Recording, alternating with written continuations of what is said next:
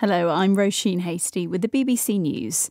Human rights groups say more than 700 people have been arrested at anti-war demonstrations across Russia. There have been a series of protests since President Putin announced that 300,000 reservists would be sent to fight in Ukraine. Today, he signed new measures into law which impose harsh punishment on anyone refusing to fight. Speaking Russian, President Zelensky used his nightly video address to call on Russian soldiers to surrender.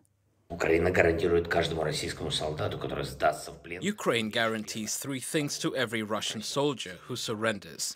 Firstly, you will be treated in a civilized manner, in accordance with all conventions.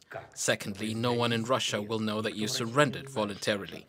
Thirdly, if you are afraid to return to Russia and do not want to be exchanged, we will find a way to make provisions for that too.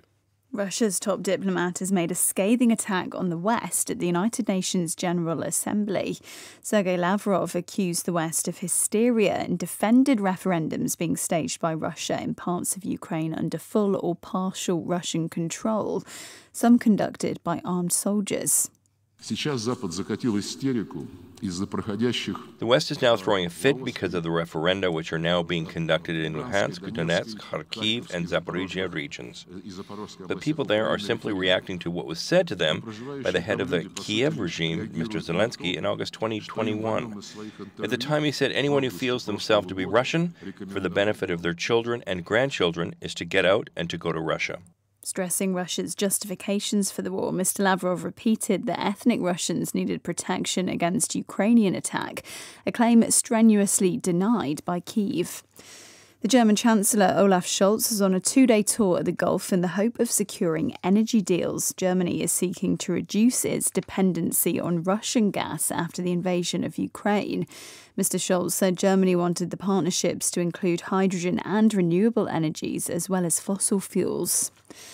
The reports from several cities in Iran of more clashes between anti-government protesters and the police.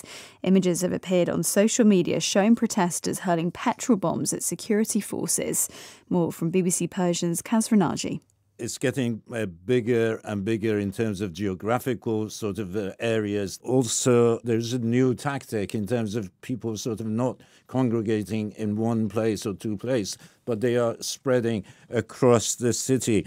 The last big nationwide protests that we had 3.5 years ago, some 1,500 plus people were killed.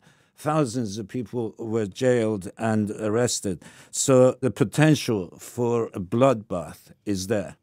BBC News. A judge in Brazil has banned President Jair Bolsonaro from using public buildings to record party political broadcasts ahead of next Sunday's general election. Earlier this week, Mr. Bolsonaro made a controversial live online address from the library of his official residence in Brasilia, urging voters to support him in the poll. One of the opposition candidates made a formal complaint to the Electoral Court, accusing him of abusing his powers. The Prime Minister of Canada, Justin Trudeau, has said the military will be deployed to help the province of Nova Scotia recover from damage caused by Tropical Storm Fiona. Help's also been offered to the other 4 provinces, which were pummeled by ferocious winds on Saturday, leaving hundreds of thousands of people without power. The damage has been described as devastating. Mr. Trudeau has been speaking at a press conference. As we see the images of houses falling into the sea, of waves destroying property and buildings, our first thought needs to be for people, to make sure that people are staying safe. Israeli troops have killed a Palestinian driver in the occupied West Bank after what the Israeli army called an attempted ramming attack, an account disputed by Palestinian officials. Israel said soldiers and police were manning a patrol in Nablus and opened fire on a vehicle that tried to run them over. The Palestinian Foreign Ministry said the man's car had collided with a police vehicle in a traffic accident. NASA has called off next week's planned launch of its uncrewed Artemis moon mission because of a tropical storm that could become a hurricane. It's the third delay in a month for the test flight, which has suffered a fuel leak and other technical glitches. Tropical Storm Ian is expected to hit Florida's Gulf Coast by Thursday, but the whole state is in its path, including the Kennedy Space Center. NASA will decide on Sunday whether to return the Artemis rocket to its hangar. BBC News.